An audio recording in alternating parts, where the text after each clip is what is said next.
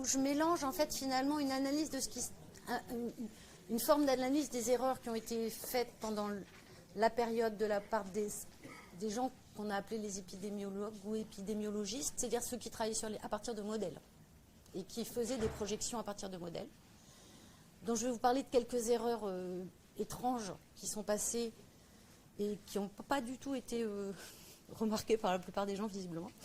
Et je prends quand même une perspective un petit peu de qu'est-ce que ça aurait été de faire de l'aide à la décision potentiellement avec des données scientifiques. C'est-à-dire qu'est-ce que ce serait éventuellement d'utiliser ce type d'outil pour faire de l'aide à la décision.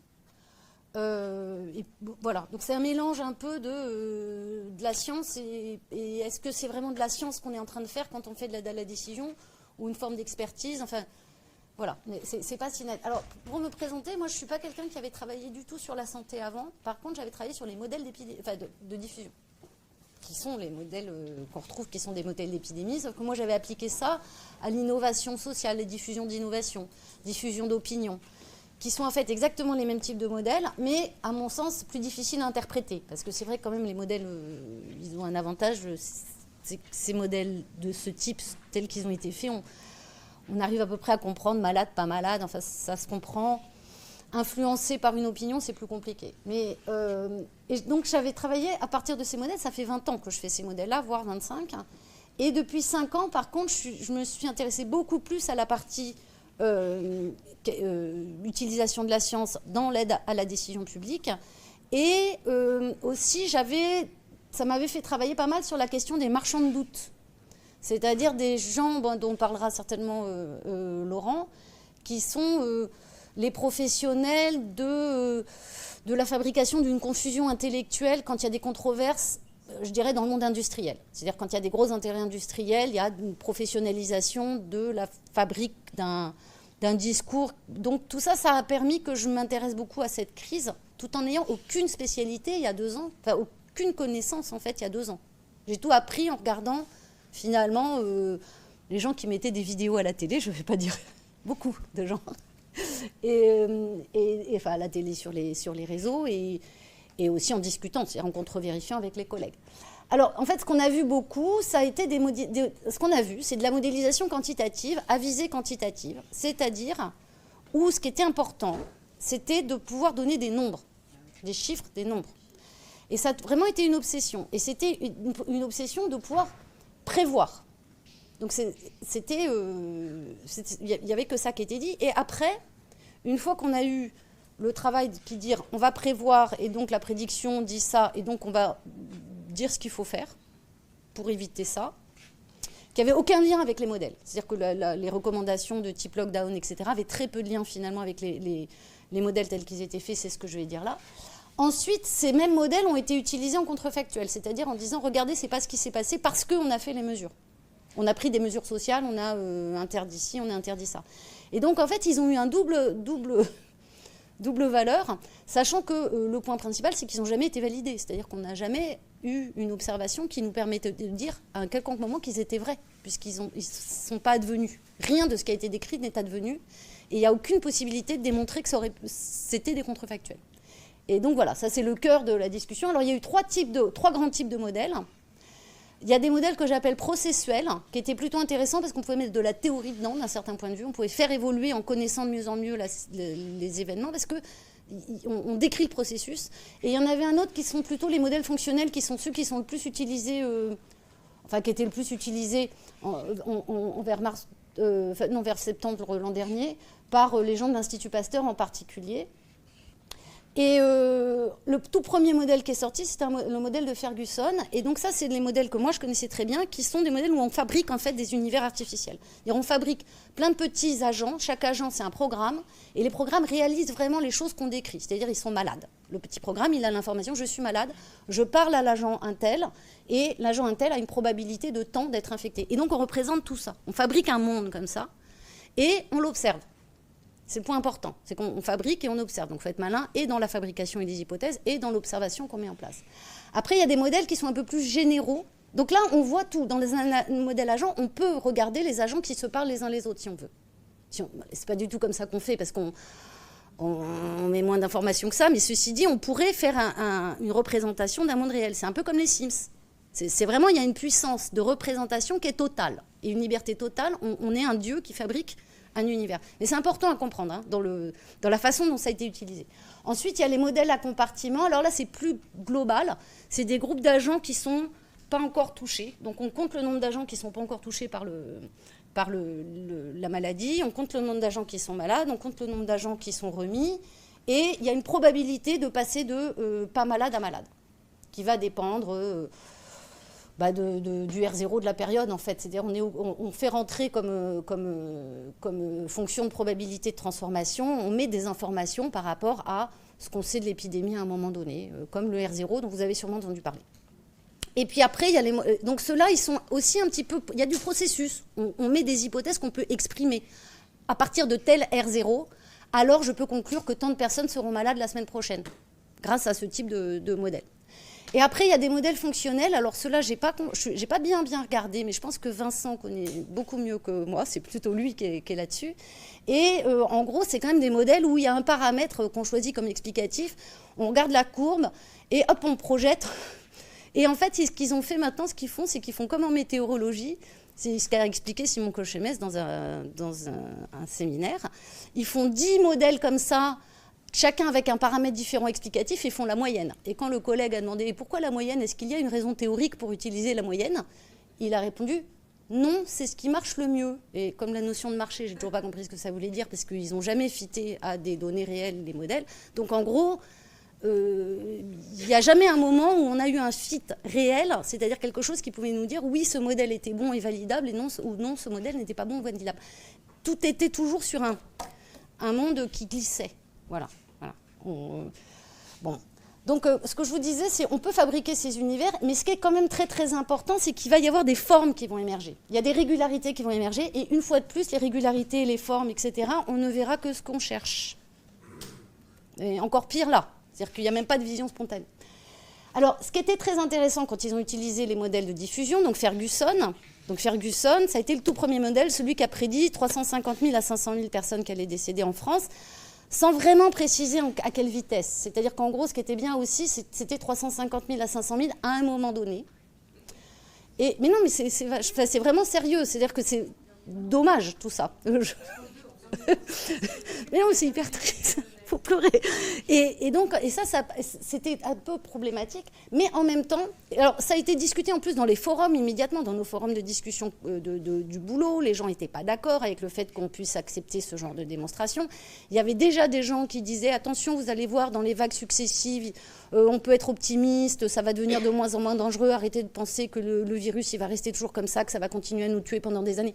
Mais en gros, très vite, la régulation à l'intérieur des discussions scientifiques, ça a été, faut arrêter de critiquer Ferguson, parce que si vous dites que c'est pas grave alors que ça va être grave, alors vous aurez tort.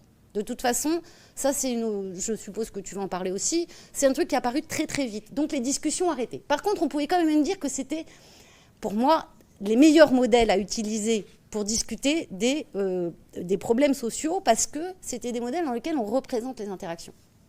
Donc, on représente les interactions, leur durée, etc. Et donc, on peut réellement réfléchir à, si on coupe des liens, qu'est-ce qui va se passer? Si on coupe certains types de liens, qu'est-ce qui se passe si on coupe certains types de liens et pas les autres, etc. Et donc, on aurait pu, avec une bonne connaissance terrain, une bonne connaissance des situations, d'écrire un peu finement et réfléchir vraiment à ce qui n'a pas été fait du tout. Alors après, il y avait le grand problème qui fait qu'on ne peut pas vraiment faire des descriptions quantitatives, à mon avis, c'est qu'il y a des quantités de paramètres énormes et on n'avait pas encore assez de données pour fitter, en fait, par rapport aux paramètres. Ensuite, ils sont beaucoup utilisés des échelles de représentation qui étaient assez farfelues, parce qu'on parlait à l'échelle de la France. Or, un modèle de diffusion, par définition, c'est un modèle local, parce que c'est un modèle dans lequel on cherche dans lequel on cherche à voir où passe la maladie, et la maladie ne saute pas de Paris à Marseille de façon immédiate. C'est-à-dire on peut tracer, d'ailleurs vous le faites, on trace d'où ça vient, etc. Et tout ça, ça a une temporalité. Et tout ça, ça a du sens que de le traiter de façon différenciée. Et en particulier, traiter tout le pays, mettre un lockdown sur un pays entier, quand il y a 4 régions où il y a vraiment une épidémie qui a démarré, des endroits où elle n'a pas vraiment démarré, etc. Tout ça, c'est gérable avec ce type d'outils, tout type de modèle, hein. on est capable de dire, on va regarder, on est à différents moments dans l'épidémie, dans les différents lieux, donc on ne va pas faire exactement les mêmes mesures.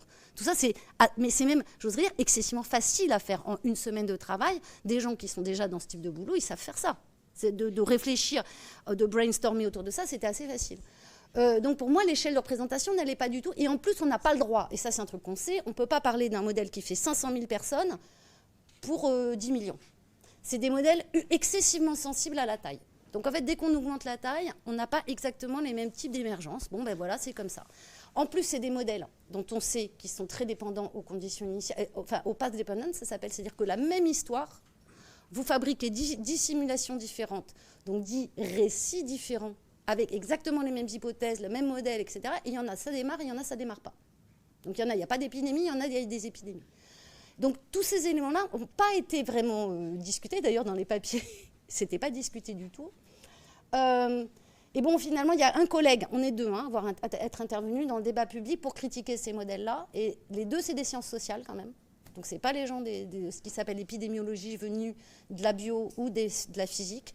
Et on a beaucoup crié sur la question de la structure et de la topologie du réseau qui doit être connue. C'est Gianluca Manzo qui a aussi fait un papier et qui a beaucoup dit on ne peut pas faire de la prédiction. On peut travailler avec des modèles à tout moment, mais on ne peut pas faire de la prédiction. Alors ça, c'est le mieux. Celui-là, je l'ai envoyé à des collègues. J'ai essayé de le faire attaquer, mais moi, je n'avais pas du tout de charisme, et donc je n'ai pas réussi à convaincre les gens d'aller attaquer Nature et d'y aller en groupe pour dire que ce papier, au moins, ils ne devraient pas l'accepter, ce genre de truc, quoi. Donc, un modèle avec 194 paramètres, dont 192 sont fixés, de la littérature, n égale 170, sachant que les paramètres qu'il y a là-dedans, c'est par exemple, vous allez en moyenne faire 2,5 fois les courses par semaine et à chaque fois, vous rencontrez 5 personnes. C'est ça, un paramètre de la littérature. Sachant que ça, c'est un des trucs les plus importants. Combien il y a de personnes à un endroit et combien de fois vous en rencontrez dans la semaine, c'est un paramètre le plus important. Bon, ben là, on prend des moyennes dont on ne sait pas d'où elles viennent. C'est-à-dire c'est l'INSEE, c'est des questionnaires de consommation totalement hétérogènes, les types de données.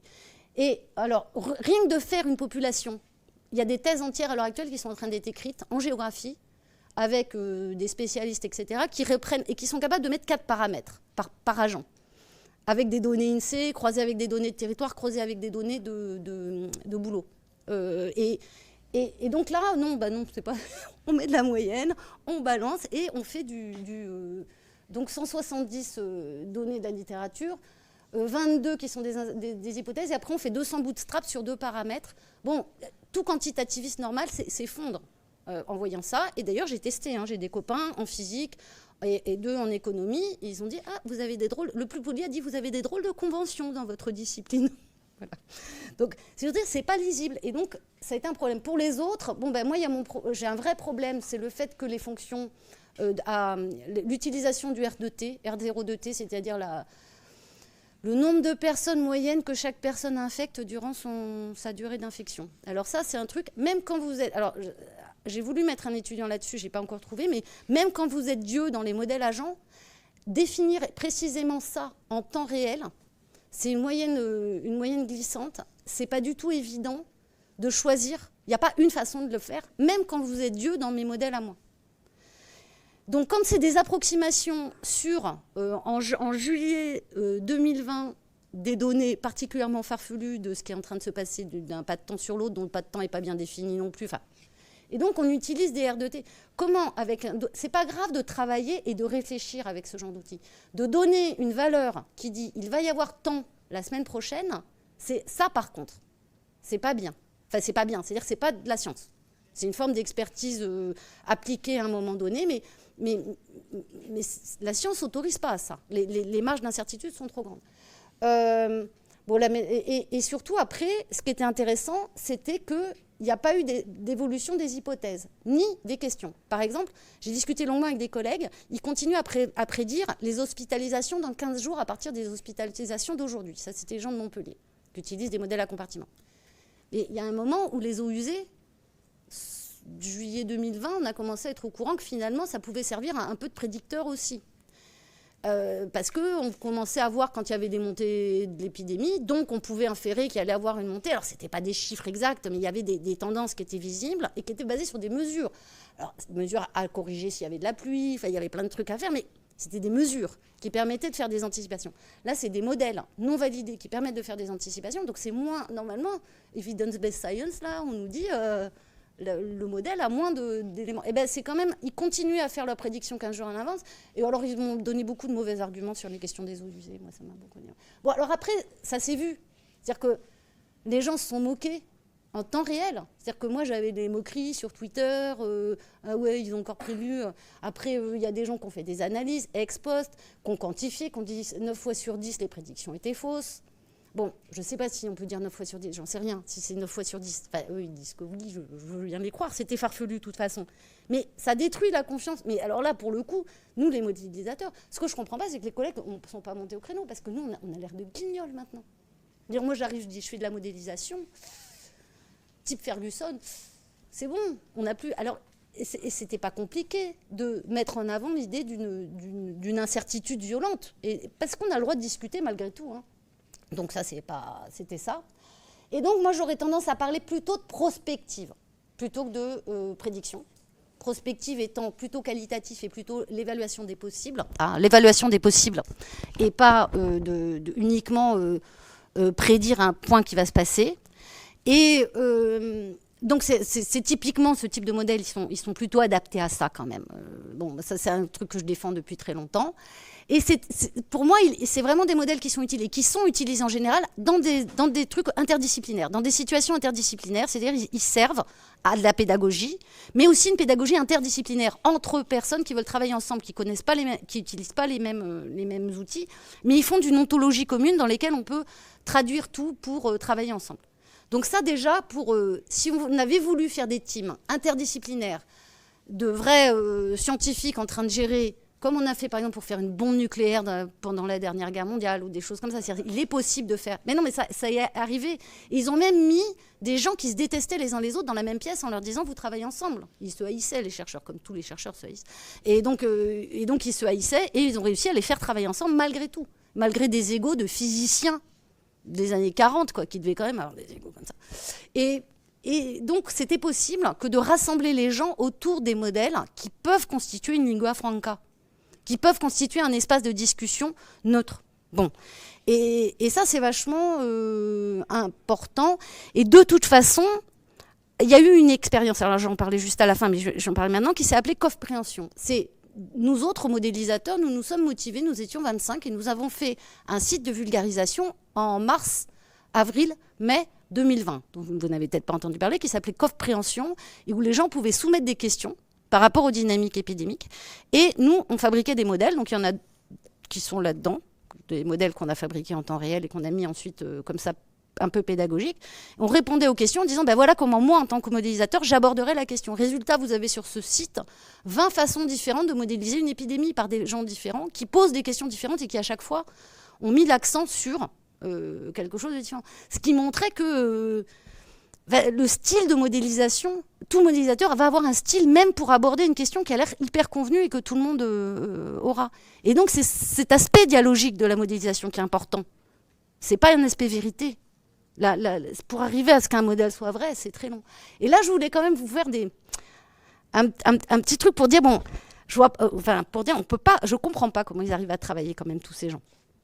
Par exemple, là, donc là, vous avez une jolie courbe. Donc là, vous avez une population de 200 agents dans laquelle tous les agents sont liés par ce qui s'appelle un small world, donc un petit monde. C'est censé être une forme de réseau qui correspond plus ou moins au vrai monde humain, au vrai monde social humain.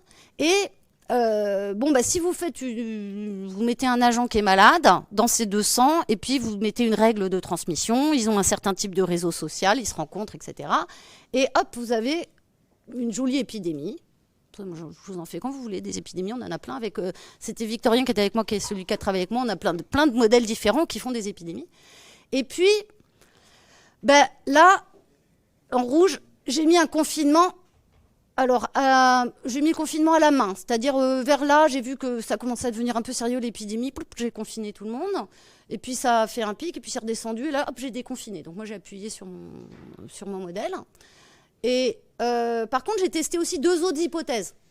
Et vous allez me dire, quand même, c'est pas hyper facile de savoir si c'est excessivement différents ou pas ces types de courbes. Et alors mes hypothèses, c'est une hypothèse souvent que j'entends Didier Raoult donner depuis quelque temps, oralement, qui est le virus devient de moins en moins transmissible au fur et à mesure de l'épidémie, et il semble que l'épidémie, au bout d'un moment, arrête de se transmettre. Bon. Alors là, c'est pas épuisement du réservoir, c'est plutôt réduction de l'infectivité dans le temps. Bon, donc je mets paramètre, j'invente un paramètre où j'ai mon infectivité, hop, c'est bête, hein, il commence au maximum, et puis elle descend selon un truc linéaire dans le temps. J'ai pris le truc le plus idiot qu'on puisse faire. Bon, bah, avec juste rajouter ça, là, j'ai une épidémie qui va durer en tout 50 pas de temps maximum. Donc, vous voyez que déjà, le fait qu'il y ait une légère que ça soit un petit peu incurvé dès le début, enfin, que ça réduise un petit peu dès que ça commence à se diffuser, bah, ça bloque un peu l'épidémie d'office. Et puis là, eh ben, le ver, c'est un virus qui, au bout de 40 pas de temps, en fait, il ne se transmet plus. Donc là, vous voyez qu'à un moment, plop, les gens, ils arrêtent d'être malades, tous, ça s'arrête. Il n'y a plus de transmission, en fait. Et par contre, il repart. Donc moi, au bout de 60 pas de temps, il redémarre un peu. Donc il y a un petit... et voilà, j'avais fait, il redémarre, quoi, il revient. Bon, c'est rien, c'est juste... C'est très facile à coder. Ça prend 10 minutes à coder un truc comme ça. Donc tester une hypothèse alternative, et là, je pourrais avoir plusieurs modèles dans lesquels je teste, est-ce que je mets un virus qui ne change pas, un virus avec une action endogène rapide, un virus avec un truc endogène lent. Ça, c'est très facile. Et on peut par-dessus tester les fameuses, certaines actions sur les réseaux, etc. Et ce qui est intéressant, c'est si, là, j'ai essayé de faire un confinement et le rebond, la fameuse histoire de la vague là qu'on nous a racontée, parce qu'on nous a dit, si on arrête le confinement trop tôt, il y aura un rebond. Et donc, ça, c'est un artefact très net dans les modèles. C'est-à-dire que systématiquement, vous le fabriquez dans les modèles. Ça ne veut pas dire que dans la réalité, ça va forcément être vrai, mais dans les modèles... disons que pour avoir... Donc ça, c'est toujours ma courbe de base. Et pour avoir mon confinement qui commence, que j'arrête et que je... Donc là, je l'ai arrêté et à un moment donné, je l'ai remis. Parce que je me suis dit, oh là là... je l'ai mis, et là je l'ai arrêté parce que c'était en train de baisser. Je me suis dit, oh là là, ça va mieux et tout. Et hop, j'ai réussi à avoir directement, c'est remonté, c'est-à-dire artefact de simulation. Et en fait, si je fais l'hypothèse que j'ai un agent, une maladie qui va, qui vient, c'est-à-dire qui est transmissible que pendant 30 pas de temps en décroissant, puis qui revient, j'ai la même chose. Donc comment est-ce que vous faites de la décidabilité quand vous observez juste les courbes pour savoir quel est le modèle sous-jacent qui va être le plus pertinent pour modéliser ? C'est-à-dire, il y a toujours cette histoire de savoir est-ce que pendant le confinement, est-ce que c'est le confinement ou est-ce que c'est d'autres dynamiques qui font que finalement ça a arrêté. Alors, un point que je n'ai pas dit, quand on représente un confinement, là, chez nos camarades, donc nous on a repris la même chose, on supprime 70% des liens de façon homogène à tout le monde. Ça, c'est hyper important parce que c'est faux, totalement. On a quand même gardé des gens qui continuent à être en contact avec plein de gens, donc ils devenaient des super spreaders, et d'autres qui ne l'étaient pas. Et ça a une grosse importance dans les dynamiques. Ça ne fait pas les mêmes dynamiques non plus. C'est pour vous dire tout ce qu'on peut raconter, quoi. Et ça, on l'a testé. Alors ça, c'est juste le petit truc qu'on a voulu tester, parce qu'il y a des gens qui ont dit « Ah ben non, mais si on a mis le confinement à tel moment, ce qu'on note dans certains endroits, c'est qu'il y a un petit rebond au moment du confinement. » Et ça a été dit, ça a été observé. Et donc, on se demandait qu'est-ce qui pourrait faire ça. Donc, l'hypothèse, c'est parce qu'il y aurait un taux multiplicateur quand on est à l'intérieur de la maison. S'il y a déjà pas mal de gens dans la population qui sont infectés, alors, quand ils viennent dans leur maison, là, ils vont vraiment infecter tout le monde s'ils restent toute la journée avec eux. Enfin bon. Et donc, ça, c'est du verbal. On a dit, on va tester pour voir si on arrive à trouver ça. Pareil, est-ce que cette description verbale de processus peut être implémentée réellement, et donc est-ce qu'elle est crédible d'un certain point de vue, ou non rejetée? Parce qu'on fabrique un système qui produit quelque chose qui correspond au discours, c'est non rejeté, c'est pas que c'est juste, c'est qu'on ne peut pas dire que c'est débile. Voilà. Et donc on s'est dit, alors qu'est-ce qu'il va y avoir comme importance? À quel moment est-ce qu'on lance le confinement? Et donc là, vous voyez plein de courbes qui finalement font ça, c'est un confinement parfait avec lancé dès le début, donc évidemment ça ne démarre pas, donc tout le monde est déjà confiné, donc ça ne démarre pas. Et puis après, vous avez tout ce qui pourrait être, si vous lancez le confinement là, en date, il a un effet dingue. Et ça, c'est des confinements absolument super, c'est-à-dire que quand vous êtes dans la maison, vous infectez pas plus, et il y a 70% des liens qui sont coupés de façon homogène. Et donc, on a cherché qu'est-ce que ce serait le taux d'infectivité qui ferait qu'on aurait un rebond. Et à quel moment est-ce qu'il y aurait un moment où, avec un taux d'infectivité à l'intérieur de la maison qui serait supérieur et avec une date qui serait un peu tardive de la mise en place du confinement, on aurait un petit rebond. Donc ça, on le trouve, on le fabrique. On est capable de le fabriquer. C'est-à-dire on est capable, à partir du récit, quand les gens sont dans la maison, ils s'infectent plus. Et donc si on met le lockdown trop tard en marche, alors on a un rebond, on peut le fabriquer. Alors est-ce que notre hypothèse, elle est la bonne? Moi, j'ai piqué des hypothèses qui étaient dans l'environnement. C'est pas moi qui ai inventé. Mais tout ça, ça raconte que quand même des façons alternatives de décrire exactement les mêmes courbes, puisque à chaque fois, on nous convainc avec des courbes quand même, c'est tout à fait possible. Et c'est pour ça que ça pose un problème, c'est que tout ça, on aurait pu le fabriquer, le discuter. Alors nous, on a discuté un dernier truc qui nous a... Enfin, pas un dernier truc, en fait, il y en a plusieurs là, il y en a plusieurs qu'on a testés. Mais il y en avait un qui m'intéressait beaucoup, c'était la contribution relative à des moments différents des grands événements. Parce que c'était la logique de se dire, une fois que tout le monde a été très infecté, est-ce que si vous refaites un événement à 2000 personnes, est-ce que ça a le même impact que si vous êtes au début de la situation, quoi. Bon, donc pareil, on a fait, les roses, on le voit à peine. Flûte. Là, c'est des simulations où il n'y a que des gens qui se rencontrent dans des grands événements, ou que des gens qui se rencontrent à la maison, que des gens qui se rencontrent à la maison et dans des grands événements. Dans des grands événements, c'est là. Et que des gens qui se rencontrent et où il y en a qui ont plus de 50 amis. Donc tous les autres, ils ont 10 amis et il y a un certain nombre de personnes qui ont 50 amis, donc qui sont plus diffuseurs. Et donc là, c'est une courbe d'épidémie où il n'y a que des relations où on a 12 amis chacun. Là, c'est une courbe d'épidémie où on a 12 amis chacun et il y a des événements de 100 agents avec 20% de chance à chaque pas de temps. Donc tous les 5 pas de temps, il y aura un événement où il y a 100 agents qui se ressemblent. Donc là, vous avez un peu plus de monde. Et si vous avez au milieu des gens qui sont très infectants tout le temps, l'épidémie, elle démarre beaucoup plus vite et elle dure moins longtemps.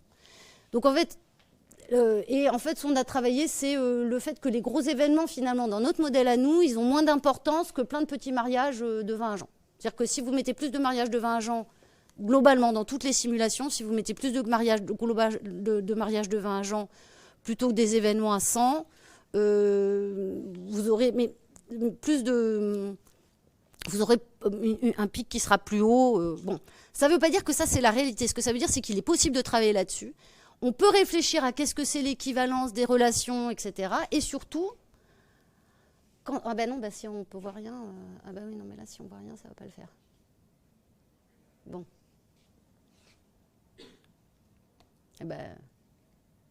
Tant pis.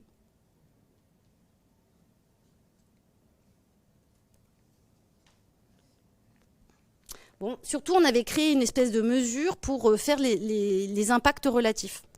C'est-à-dire un impact relatif à un pas de temps donné. On pouvait savoir si la personne a été infectée dans un grand événement, enfin l'agent, dans un grand événement ou dans sa vie quotidienne.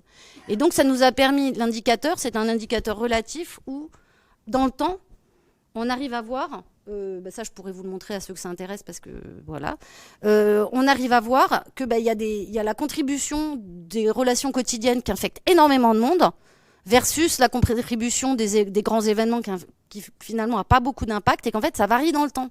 C'est-à-dire qu'effectivement, en fonction de la population déjà touchée, et donc déjà plus susceptible, ça va varier dans le temps. Mais on peut fabriquer des indicateurs, on peut réfléchir à ces situations, on peut se poser la question de savoir s'il y a des moments dans l'épidémie.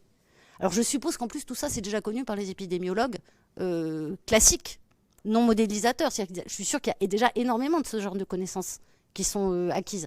C'est juste que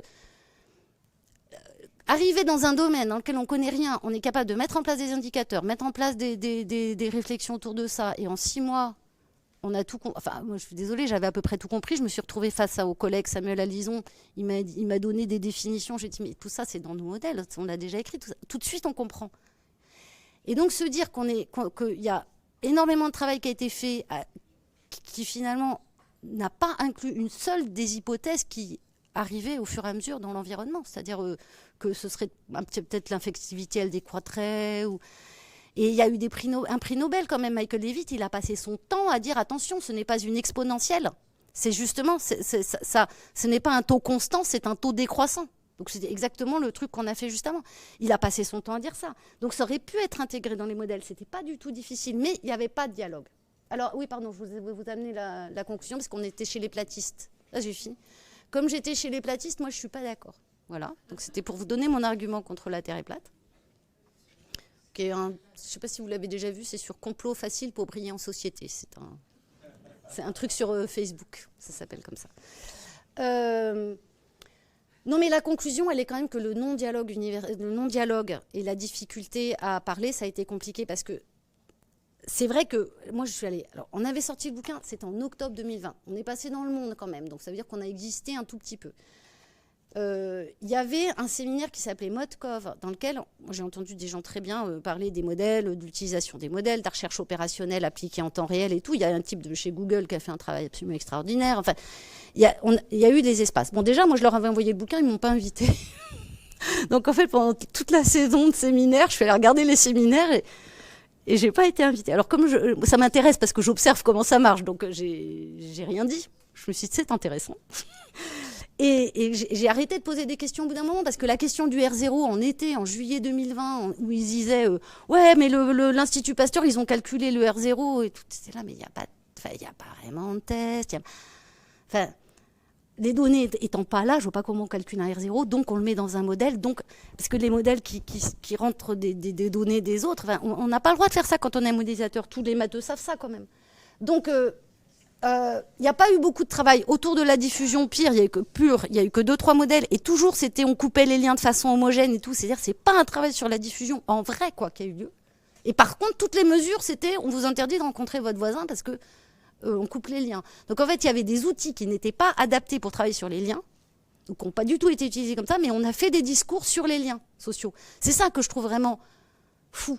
Il n'y a pas d'accountability. Ça veut dire qu'il n'y a pas eu d'accountability, de transparence. Il n'y a pas eu la possibilité de suivre un raisonnement quelconque pour les NPI qui étaient sortis, qui n'existaient pas et qui n'avaient jamais été évalués dans le temps, dans l'histoire. Enfin, ou du moins, s'il y avait une histoire... enfin bon. Mais donc, le surusage du quantitatif, c'est toujours le grand problème, c'est que le chiffre, pour le discuter, il faut amener un autre chiffre. Ça a toujours été comme ça. Pour contester un chiffre, il faut amener un autre chiffre. Et ça peut être très difficile et très long à faire. Moi-même, je reste dans le qualitatif. Je reste dans des figures. Je ne fais pas du chiffre parce que je sais que je n'ai pas le niveau. Il faut être bon pour ça, quoi. Et les institutions de recherche étaient en panne. Bon, bah, ça, on le sait. Et c'est dommage parce que moi, je vous dis, on aurait pu faire des choses intéressantes dans des équipes de recherche pour juste mieux formuler des hypothèses ou éliminer des choses qui ne marchaient pas. C'est-à-dire, si on n'arrive pas à fabriquer un modèle sur une hypothèse donnée et que ça ne donne jamais le phénomène émergent et qu'on est 3, 4, qu'on a essayé plusieurs fois, on commence à dire, bon, bah, cette hypothèse ne va pas tenir, on abandonne. Ça peut quand même servir à ça. Ensuite, ça aurait été pédagogique, interdisciplinaire. Nous, on a vu, ça marche assez bien. Bon, ça fait partie des modèles qui sont utilisés depuis très longtemps pour ça. Et évidemment, il aurait fallu travailler comme des scientifiques, c'est-à-dire avec de l'échange, et pas comme un expert payé, c'est-à-dire un expert qui vient, qui donne un avis, qui repart, mais qui finalement n'explicite pas, ne travaille pas l'explicitation de l'avis, quoi. Voilà. Mais je vous jure, on aurait pu faire des trucs bien.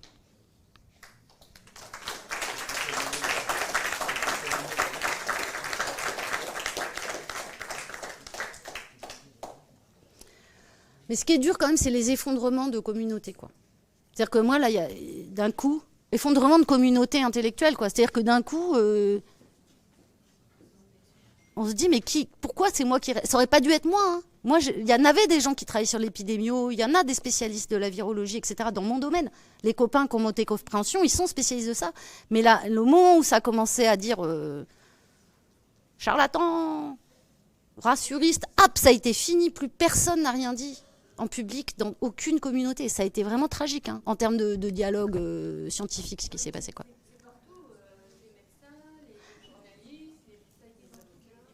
Ah oui, ouais, non, mais c'est tragique quand même, quoi.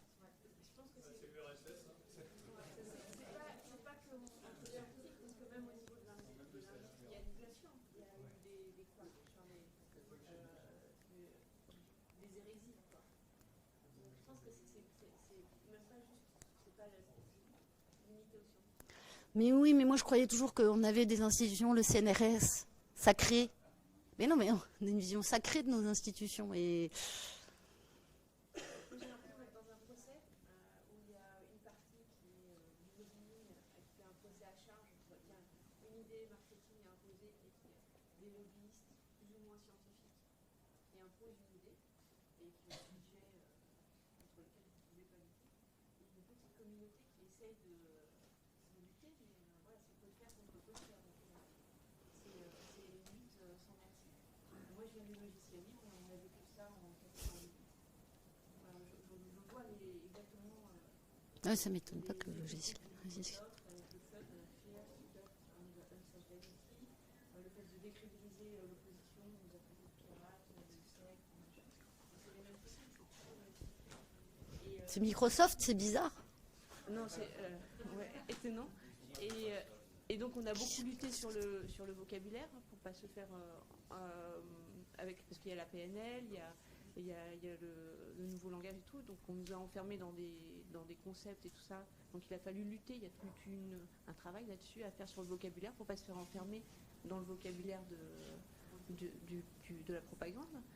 Donc c'est un vrai travail de contre-propagande, c'est un travail qui s'improvise pas, et quand on le prend comme ça en pleine face, c'est hyper violent. Enfin nous on l'a vécu en 98, c'était léger par rapport à cette crise. Enfin, je pense qu'on est tous choqués.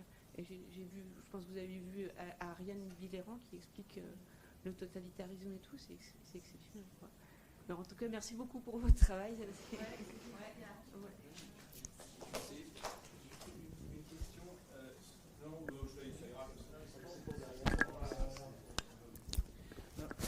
Et on ne peut pas considérer, parce que si je me souviens bien, dans les modélisations de Ferguson du début, il y avait une annexe où il avait décliné son supermodèle sur plein d'autres pays, dont la Suède. Et donc, on a un point de référence quand même, qui est un cas de non-confinement en Suède.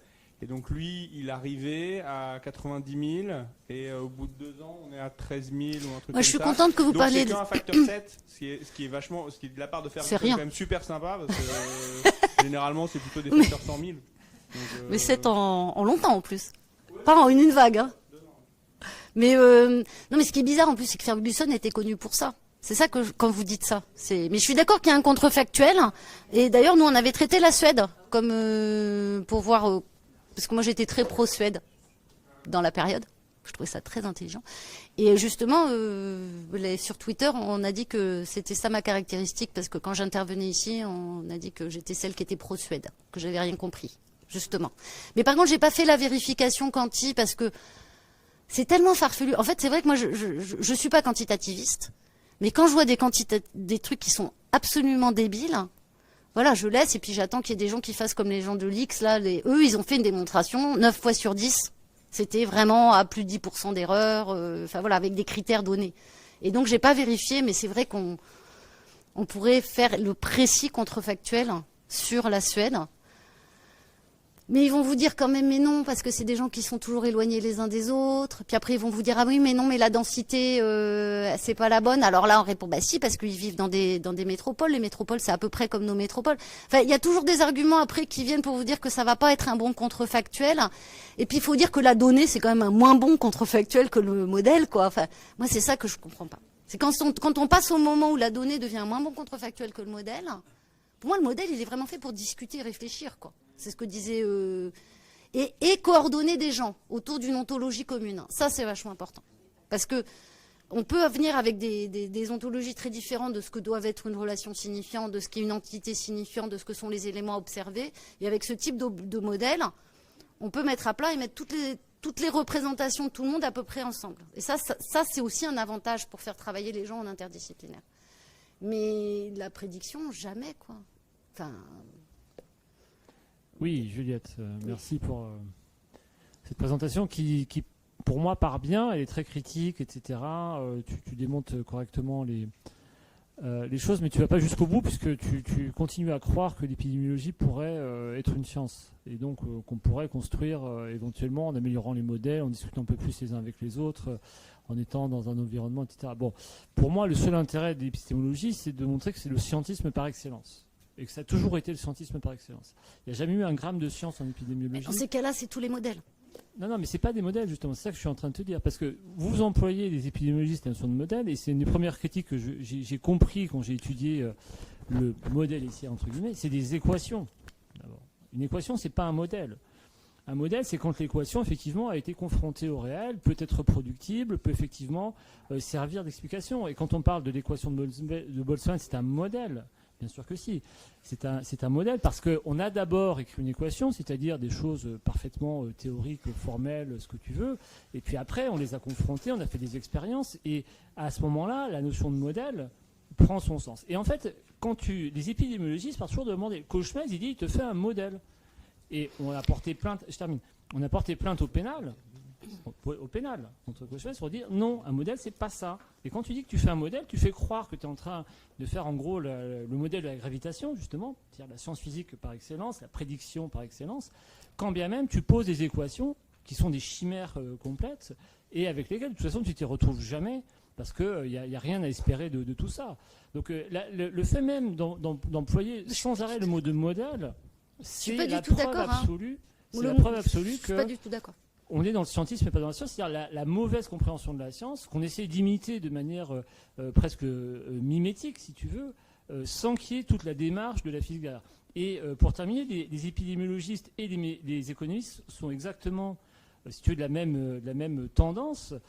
Et d'ailleurs, c'est pour ça qu'aujourd'hui, c'est le Conseil d'analyse économique qui fait les études épidémiologiques, quand même. Ça, c'est remarquable. C'est-à-dire qu'on a reproché à Laurent Toubiana de ne pas être dans son domaine, à Pierre Chaillot d'être un statisticien là. Et aujourd'hui, c'est les économistes qui font les modèles en épidémiologie.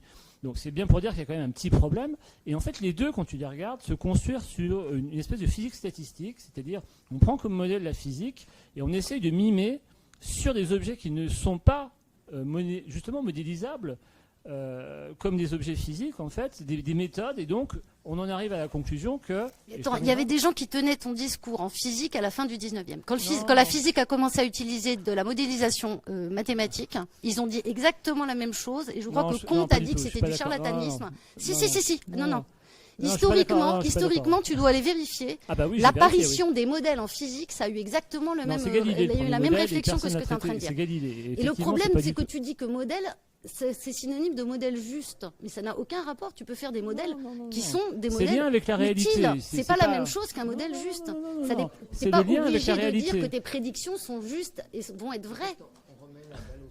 C'est autre chose. C'est très intéressant. Dans cette crise du Covid, on a très peu pu discuter, donc au moins ici on a pu. On pourra encore demain et à partir de 9h et pas de 9h30 comme annoncé. Donc,